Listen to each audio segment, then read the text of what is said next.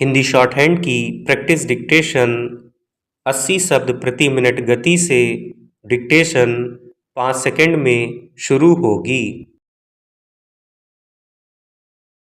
Start. यह आमतौर पर कहा जाता है कि वाणी ही अमृत है और यह विष भी है। वाणी जितनी सरल और मधुरता लिए होगी उतनी ही यह गुंजाइश होगी कि हम अपने जीवन में सफल हो पाएं। सही बातों को भी बोलने का अंदाज उसके प्रभाव को सकारात्मक या नकारात्मक बना देता है।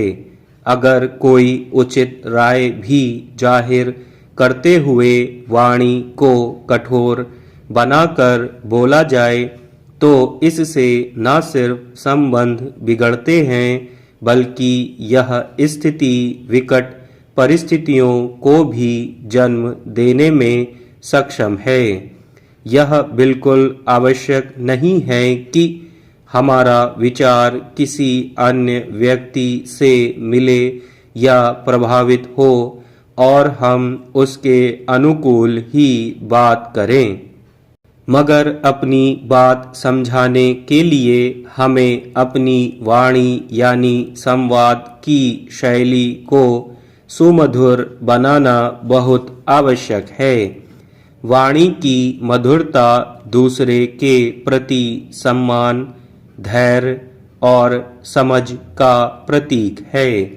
उचित लेकिन संयमित लहजे में प्रतिकार जरूरी है, लेकिन सही संवाद यह सिखाता है कि किसी की भावना को ठेस पहुंचाए बिना हम कैसे अपनी बात को सामने वाले पक्ष तक पहुंचाएं।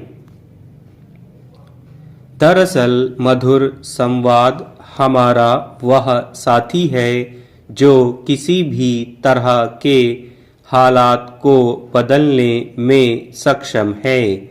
किसी भी काम की शुरुआत और उसे लक्ष्य तक पहुंचाने के लिए संवाद की शैली ही व्यवहार का एक महत्वपूर्ण हिस्सा है, जिससे हम उसकी पूर्णता को प्राप्त कर सकते हैं।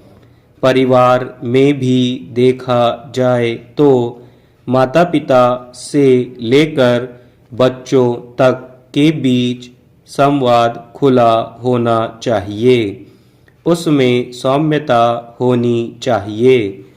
अगर हम ऐसा करने में सफल होते हैं तो हम पीढ़ियों के बीच होने वाले वैचारिक मतभेद को कम कर सकते हैं।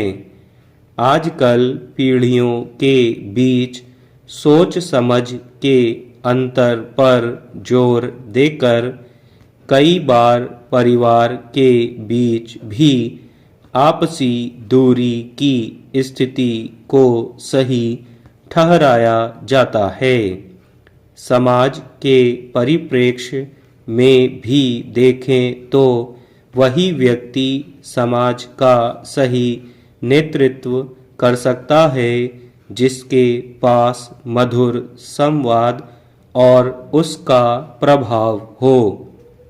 इसकी सीधी वजह यह है कि जिस व्यक्ति की बोली मधुर होगी उसी की बात लोग सुनेंगे, गुनेंगे और उसी पर विचार करेंगे। कड़वी भाषा में बोली गई बात को आमतौर पर लोग नज़रअंदाज करते हैं या फिर उससे असहमत होने के मानस में चले जाते हैं। हालांकि कई बार सच कड़वा होता है, लेकिन उसे बोलने के अंदाज में स्वीकार्यता का ध्यान रखना चाहिए। बड़े से बड़े विवादों के बीच अगर हम कठोर शब्दों के बजाय मधुर शब्दों का प्रयोग करें तो विवाद शांति और समझाइश से सुलझाए जा सकते हैं। स्टॉप।